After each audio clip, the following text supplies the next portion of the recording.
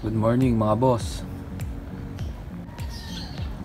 Today is December 22, 2024. Bali 4 months and 1 week old na ang ating 5K sweater. Magpapasko na po, no? Advance Merry Christmas po and Happy New Year po sa ating lahat. Bali sa last 2 episodes pala natin, no? Nag-update tayo ng 4 months old. And then nagporga paligo turok tayo dun sa last video natin, no? And then ito na yung kasunod na video. Bali sa video na to pag-uusapan po natin yung pagpapabulto ng katawan. Pero bago po yun, no? Gusto ko lang po magpasalamat sa nag-sponsor ng scratch pen natin na si Engineer Perdi Cruz. Shoutout sa iyo, pare. Salamatan ko na rin pala yung mga nanood, no, dun sa last 2 episodes natin. At nag-share, nag-like, nag-subscribe. Maraming salamat po sa inyo sa suporta nyo. And doon naman sa mga nagpapa-shoutout, baka sa next video na lang, no, hindi ko po nailista. Tapos doon po sa mga nagtatanong kung may for sale po ba tayo, nag-out po ba tayo ng mga manok. Sa ngayon po, bali wala pa, no, dahil nag-start pa lang tayo. Siyempre bago tayo mag-out, susubukan muna natin to kung talagang ayos ba. Sa nagtatanong naman kung meron siyang mga kapatid, bali yung nanay niya is na doon sa kumpare ko kay Engineer Perdi Cruz sa Quezon. Ginagamit niya ngayon, no, bali naglilimlim na daw. Pag nagkaroon to ng pag nagsisiw na, bali maghahati kami. So yun, update ko na lang kayo pag andito na yung mga sisiw. And gusto ko lang din i-shoutout, no, yung mga backyard breeder na kagaya ko na walang lupa, puro semento. Ayan, para sa inyo tong video na to. Ngayon, pag-usapan po natin yung pagpapabulto ng katawan. Nakakita na rin ba kayo sa YouTube video na yung mga caption is 7 days bulto na yung katawan? Ginawa nyo rin ba yun? Oo, ako ginawa ko rin yun, no? At sa tingin ko hindi siya effective sa akin. Ang ganda na, oh.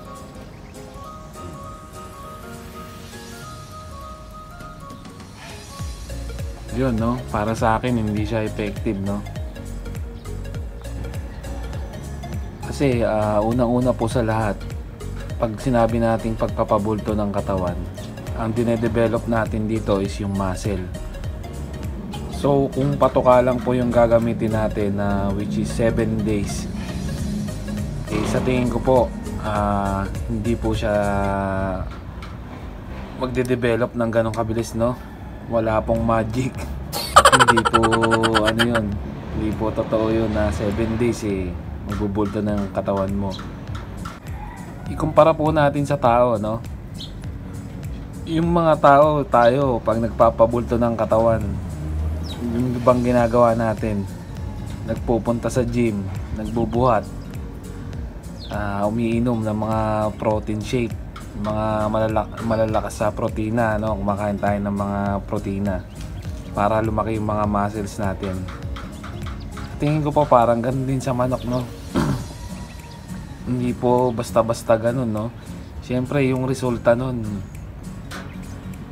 dito na naman si Hitler. Siyempre po yung resulta nun hindi naman ganun kabilis. Sa tao, di ba, pag nag-gym makikita mo yung resulta at least mga 1 to 2 months o minsan nga mga 3 months pa bago makita yung result. So ayun po, no, sa mga newbie, sa mga beginners dyan, wag po kayong magmadaling pabultuhin yung katawan ng manok nyo, dahil hindi po totoo yung 7 days bubulto na yung katawan. At isa pa po, no, mas mainam na i-check nyo rin po yung bloodline ng mga manok nyo, kasi meron pong mga manok talaga na hindi hindi agad bumubulto, no? Hindi tabain yung katamtaman lang yung katawan niya. Dito po, no, sa after 4 months, oh, yung program natin sa dog food, makikita nyo po yung pakpak nyo. Ayan. Check nyo po yung balikat. Yan yung naging resulta ng pagbibigay natin ng protina, no, which is yung dog food. Mamaya po, ituturo ko kung paano yung ginawa ko sa sistema. Bali sa dog food po, ang ginagawa ko, nagbibigay ako ng dog food every other day. For example, Monday, umaga magbibigay ako ng dog food. Tuesday, wala, plain patoka lang. Tapos Wednesday, Friday, so on and so forth.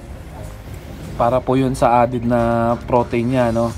Para habang nag-exercise siya dito sa ginawa nating scratch pen na may buhangin, kumakain din siya ng protina para mas mabilis lumaki yung muscles niya, no? Para kasi sa akin, no, yung bali yung 4 to 6 months, yun po yung critical stage, which is parang dun sila humihinto lumaki, no? Kaya mas maganda nagbibigay tayo ng mga ganon para maboost yung paglaki nila. Pansin nyo ba mga boss, yung mga sisiw nyo simula nung day old hanggang 3 months old, ang bilis lumaki, ang bilis ng improvement, ang bilis tumangkad. Tapos pagdating ng 4, 5, 6 months, medyo bumabagal, no? So para sa akin ito yung critical stage. So dapat dito tayo nagbibigay ng enough nutrients para ma-absorb nila at bumilis yung paglaki nila. And then sa paggamit naman ng dog food, no, make sure nyo lang na magamit nyo ng tama. Huwag nyo pong sosobrahan. Pag napansin nyo na medyo malalaki na yung muscles nila, pwede nyo na pong itigil, no? At least siguro mga 3 weeks na paggamit ng dog food hanggang 1 month. 3 weeks to 4 weeks, yun na yung pinaka maximum. Kasi pag nasobrahan tayo, masama din naman sa manok natin yun. Dapat well balanced lang, no? Well balanced yung nutrients niya, yung muscle niya. Ang pangit naman kasi nung sobrang laking muscle, no? Baka hindi na siya makagalaw at bumigat ng gusto. So maganda yung balance lang, no? And maidagdag ko lang sa mga newbie, no, pag galing sa ibang kulungan yung manok nyo, kung gagayahin nyo itong video na to, yung sistema ng pagpa-exercise at dog food, sa unang 3 araw maninibago po yan, no? Hindi po yan kakain na maayos, kaya mapapansin nyo na medyo papayat sila. Pero pag nasanay na yan, mga 4 days to 1 week, kagaya nito, ayan, medyo sanay na. Lagi ubos yung patoka niya, no? Wala na natitira. Pero noong unang 3 days nito, na umina yung pagkain niya. Yun, no? Dahil Sunday pala ngayon mga boss, no? Siyempre, special ngayon yung mga pagkain nila tsaka mga vitamins, no? Dadagdag din tayo ng malunggay. Kuha tayo mga boss.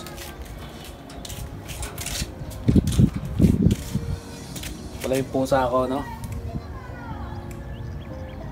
Mamaga yung mata. Learn.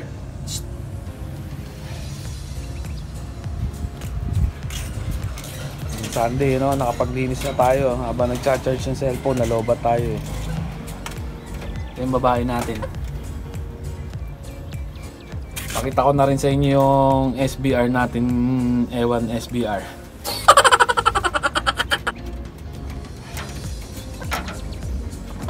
Pero kaya ako nalaman yung ano, no, yung 7 days na hindi totoo yung 7 days na bubulto yung katawan. Dito ko siya pre-practice. Ayan, no. Mamaya pababayin natin. Huwag muna tayo malunggay. Pala yung mga tanim ko, ano, kalamansi.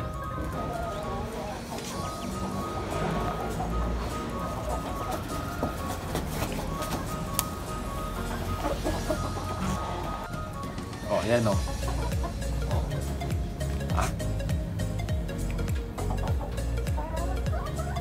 Napaganda ko lang yung katawan niyan, yung pinapakawalan ko siya tuwing umaga, ina-exercise ko. Ayun yung kiskisan niya, oh. So,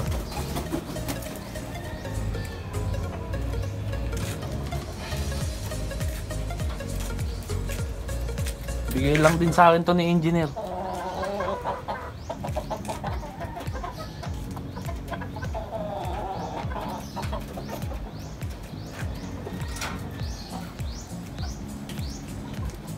Balik tayo dito kay 5K sweater.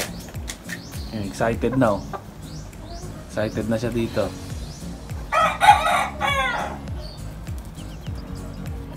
Ito mga boss, kahit araw-araw nyo ibigay yan, walang problema. Sobrang organic lang yan. Ay, nahulog.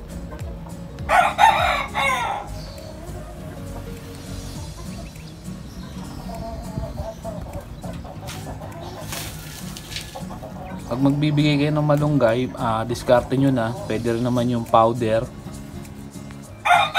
Yung iba pinapatuyo, ginagawang powder. Sa akin di na, yan na, diretso na. Parang nadidibang din sila, no? Yung iba naman, kinukuha yung mga dahon, iniipon, sinusubo ng buo, no? Pero sa akin, mas okay yung ganitong sistema.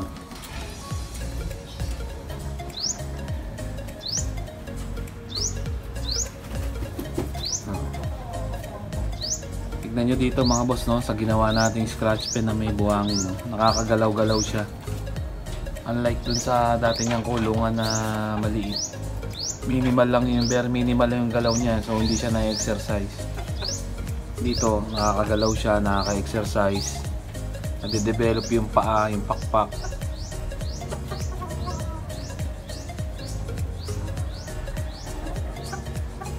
Ang hinahabol pala nating itsura dito, no, yung itsura ng lolo niya, ito yun, no. Ayan, ayan yung lolo niya. Sana paglaki niya maging ganyan din siya katikas, no.